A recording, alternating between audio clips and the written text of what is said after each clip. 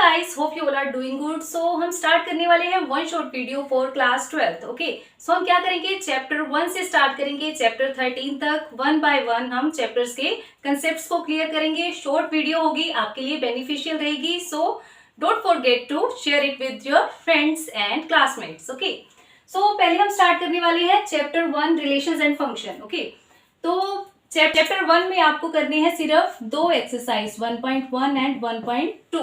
Okay, तो सबसे पहले इसके बेसिक्स देख लेते हैं। First definition is ordered pair. An ordered pair is pair of objects और elements taken in specific order. ठीक है, तो ऑर्डर्ड पेयर क्या है, जो एक पर्टिकुलर कंडीशन को सेटिस्फाई करता हो और उसके अकॉर्डिंग ही एलिमेंट्स को अरेंज करता हो। Okay, just like that.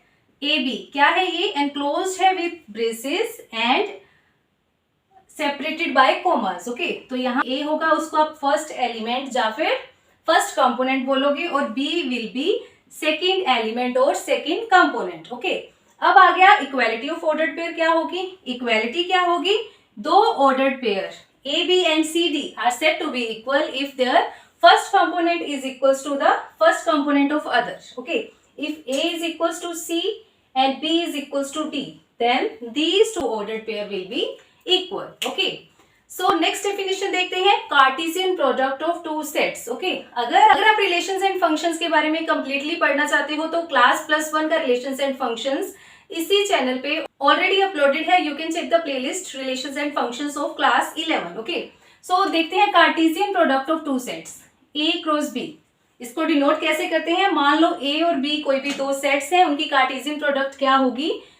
First, यहाँ पे कुछ प्रॉपर्टीज आपको ध्यान में रखनी है कि जो नंबर ऑफ एलिमेंट्स होते हैं ए क्रॉस बी में और बी क्रॉस ए में, वो तो सेम होते हैं, बट उनकी जो कार्टेशियन प्रोडक्ट होती है वो इक्वल नहीं होती। Means A cross B is not equals to B cross A. Okay, numbers same होंगे लेकिन सेट सेम नहीं होंगे। ओके, और नंबर्स आएंगे कैसे, numbers will be equals to product of number of elements in A and number of elements in B. Okay, example से देखते हैं इसको। A is equals to 1 2 3 and B is equals to 4 5. Okay, तो Cartesian product इसकी आप कैसे करोगे, ये है A सेट, ये है B सेट, तो first element will be 1 4 1 5, then 2 4 2 5 3 4 and 3 5. So these are 6 elements in A cross B. Okay, now let's check about B cross A. Okay, B cross A में हम एलिमेंट्स को किस तरह लिखेंगे, like that 4 1 4 2 4 3 and 5 1 5 2 5 3. So we can observe that here A cross B is not equals to B cross A, but इनमें जो number of elements है 1 2 3 4 5 6 दोनों में ही सेम है। Okay, number of elements are same and which is 6 and which is equals to number of elements in A into number of elements in B. Guys, अब देखते हैं definition of relation. R is a relation from A to B if R is a subset of Cartesian product of these two sets. Okay, so अगर आपके पास दो sets हैं तो R उनके बीच का रिलेशन, R जो है रिलेशन कोई भी डिफाइंड है तो वो क्या होगा, वो हमेशा ही इनकी कार्टेशियन प्रोडक्ट का सबसेट होगा। अगर वो सबसेट नहीं है तो वो रिलेशन नहीं होगा। ओके, सो अब हम फाइंड कैसे कर सकते हैं कि नंबर ऑफ रिलेशंस कितने होंगे। ओके, सो अगर आपके पास ए और बी दो सेट्स हैं, अगर number of elements in A m है और number of elements in B n है, तो इनके नंबर ऑफ रिलेशंस कितने होंगे, this will be 2 raised to power number of elements in A into number of elements in B. Okay, so this will be equals to 2 raised to power mn. Okay, so example देखते हैं। अगर A आपके पास है 1 3, B है 4 5 6, these are two sets. Okay, these are two sets. तो इनकी Cartesian product क्या होगी, आपको पता है कि आप कार्टेशियन प्रोडक्ट इजीली कैसे फाइंड कर सकते हो। तो नंबर ऑफ एलिमेंट्स इसमें कितने आ गए, this will be number of elements in A into number of elements in B, this will be 6. Okay, तो नंबर ऑफ रिलेशंस कितने होते हैं, 2 raised to power 6 कर दो, so number of relations will be 64. इससे 64 रिलेशंस जो है वो हम बना सकते हैं। ओके, तो अब हम चेक करते हैं R1 इज इक्वल्स टू 1 4 1 6 3 4, ये रिलेशन है या नहीं A to B। ओके, तो रिलेशन के लिए आपको क्या चाहिए, this must be, R must be a subset of the Cartesian product. Okay, अब चेक कर लेते हैं, यहाँ पे 1 4 है, 1 6 है एंड 3 4 भी है। सो R1 is a subset of A cross B। So this is a relation. Okay, relation from A to B. Now let's check R2. यहाँ पे है 1 6, 1 6 is also in the Cartesian product but 4 1 नहीं है, so R2 is not a relation from A to B. Okay, अब हम देख लेते हैं टाइप्स क्या होती है। टाइप्स इसकी आपने ऑलरेडी डिस्कस की हैं, identity relation, empty relation, universal relation, void relation, है ना, तो आपको ये पता ही होगा, है ना। तो अब हम देखते हैं टाइप्स ऑफ रिलेशंस जो इक्विवेलेंस रिलेशन के लिए जरूरी होती है वो कौन सी हैं। ओके, टाइप्स भी देखते हैं रिलेशंस की। First one is reflexive. Okay, तो किसी भी रिलेशन आर को हम रिफ्लेक्सिव तब कहेंगे if A is related to A for all A belongs to R, for all A belongs to capital A.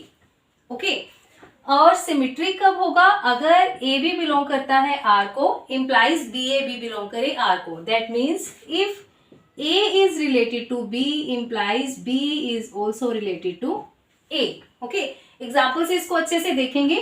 Transitive relation क्या होगा, if A is related to B, B is related to C implies A is related to C. Okay, so example देखते हैं इसकी।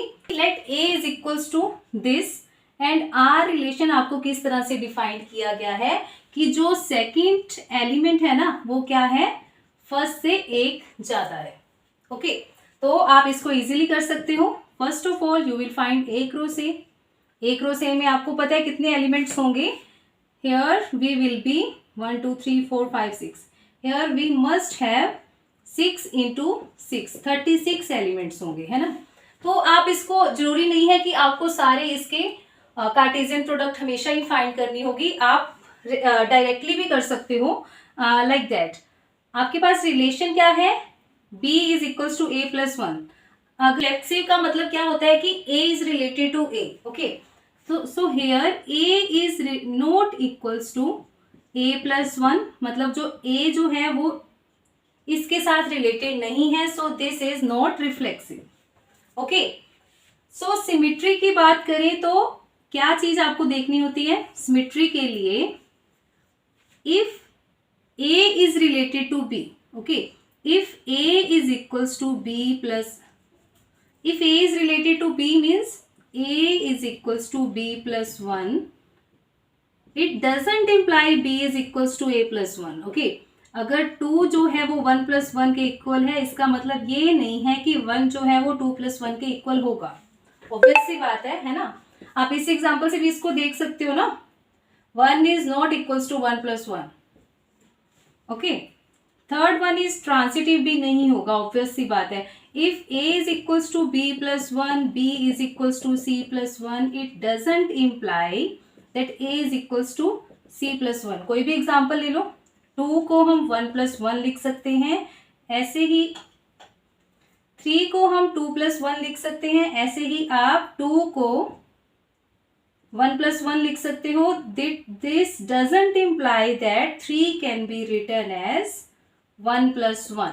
Okay, सो ये जो relation है वो ना तो रिफ्लेक्सिव है, ना ही सिमेट्रिक और ना ही ट्रांजिटिव, सो ये इक्विवेलेंस रिलेशन भी नहीं होगा। अब देखते हैं नेक्स्ट डेफिनेशन इक्विवेलेंस रिलेशन की। रिलेशन जो कि रिफ्लेक्सिव भी है, सिमेट्रिक भी है और ट्रांजिटिव भी है, ऐसे रिलेशन को आप क्या कहोगे, इक्विवेलेंस रिलेशन। ओके, सो ये एग्जाम्पल जो थी इसमें ना तो वो रिलेशन रिफ्लेक्सिव था, सिमेट्रिक था, ना ही ट्रांजिटिव था। सो अगर इनमें से एक भी कंडीशन ना हो, so this will not be an equivalence relation. Okay, so अभी नेक्स्ट देखते हैं डेफिनेशन ऑफ अ फंक्शन।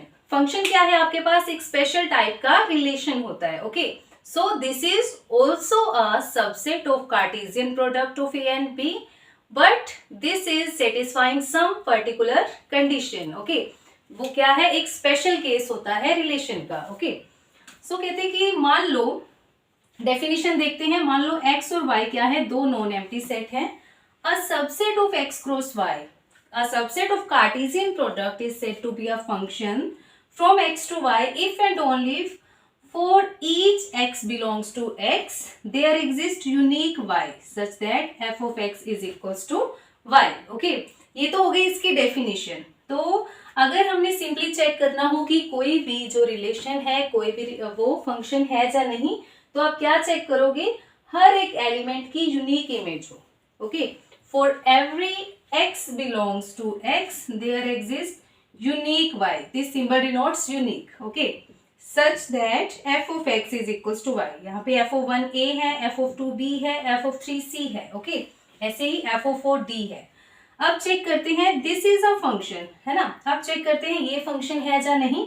तो यहाँ पे क्या है, f of p की इमेजेस देखो, f of p की दो इमेजेस आ रही है ना.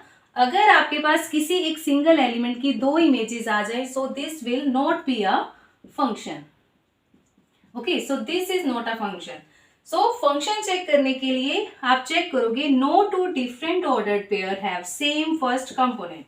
तो फर्स्ट कंपोनेंट के दो ऑर्डर्ड पेयर नहीं होंगे. ऑर्डर्ड, किसी भी ऑर्डर्ड पेयर के अगर फर्स्ट कंपोनेंट सेम होंगे तो वो फंक्शन नहीं होगा. करते हैं फंक्शन के types. First one is 1 1. So 1 1 function को हम इंजेक्टिव फंक्शन भी बोलते हैं. एक फंक्शन f जो है वो 1 1 कब होगा, जब images of distinct elements of x under f are distinct. Okay, तो अगर दो एलिमेंट हैं x में, अगर उनकी इमेजेस भी डिस्टिंक्ट हो तो वो सेट जो होगा, जो वो फंक्शन जो होगा वो 1 1 फंक्शन होगा. जस्ट लाइक दैट, x में है a b c d, y में है p q r s t. हर एक एलिमेंट की एक यूनिक इमेज है. Okay, means f of x1 is equals to f of x2 if and only if x1 is equals to x2. Okay, that means images of distinct elements are distinct. Okay, तो वो function 1 1 जा injective होगा. Next is onto function, उसको आप surjective function भी बोलते हो. Okay, सो इसमें क्या होगा, अगर आपके पास x to y कोई भी फंक्शन है तो for every y belongs to y, इसमें क्या होगा, for every y belongs to y there exist a pre image of every element. Okay, हर y के लिए यहाँ पे एक प्री इमेज होगी. Okay, if every element of y is the image of some element of x under f, for every y belongs to y there exist x belongs to x such that f of x is equals to y. Okay, तो ये example है इसकी. हर एक element like y में है p q r, p की image क्या है, a भी है और p भी है, q की प्री इमेज भी है और r की प्री इमेज भी है और p की भी है. ठीक है, तीनों की प्री इमेज है, तो ये क्या है, onto function. Next is 1 1 and onto, and this is also called bijective. ऐसा फंक्शन जो 1 1 भी हो और ऑन टू भी हो. ओके, तो उस फंक्शन को आप क्या बोलोगे, बाइजेक्टिव. तो ये इसकी एग्जाम्पल है, like every element have distinct element have distinct images. Okay, so this is 1 1. Okay, and every element have a pre-image. Okay, this has also pre-image, so this is onto also. 1 1 plus onto means biject. Discuss करते हैं composition of functions. Let f from a to b, g from b to c are two functions. Then composition of f and g is defined as g of f from a to c such that g of fx जो है वो आपके पास इसके equal होता है for all x belongs to a. अब आपके mind में आएगा कि a to c अगर फंक्शन आ गया तो फंक्शन हमें f of g लिखना चाहिए था. This is wrong. ओके, सो इससे देखते हैं, अगर आपके पास यहाँ पे फंक्शन है f, यहाँ पे है g, अगर कोई एलिमेंट हमने लिया a में तो उसकी f इमेज क्या होगी, यहाँ पे fx हो जाएगी. ओके, देन इसकी g इमेज जो होगी वो क्या होगी, g of fx. Okay, because this is a function, so every element have image in this. Every element have image. Okay, अगर x बिलोंग्स टू a पे हम ये फंक्शन अप्लाई करें g of f, तो वो क्या होगा, g of fx. Okay, we all know that g of fx is equals to g of fx. So these are same. So this is a composition of f and g. Okay. Next we will discuss about invertible functions. This is very last topic of relations and functions. Okay, and important one also. F from x to y is said to be invertible if there exists a function g from y to x such that g of f अगर हो identity of x and f of g अगर हो identity of y, okay, then g is said to be inverse of f. इसको denote कैसे करोगे, जी जो होगा वो एफ का इनवर्स होगा, that means F inverse is equals to G, okay. Also you have to keep in mind this result, ये result जो है वो काफी इंपॉर्टेंट है, आपको एग्जाम्स में इस टाइप का इन्वर्टिबल रिलेशन के रिलेटेड कोई ना कोई क्वेश्चन देखने को जरूर मिलेगा, okay. So G of F inverse जो है, जी ऑफ एफ क्या बन जाएगा, ऑल्सो इन्वर्टिबल हो जाएगा, g of f will also be invertible, तो इसका इनवर्स किसके इक्वल होता है, f inverse of g inverse, okay.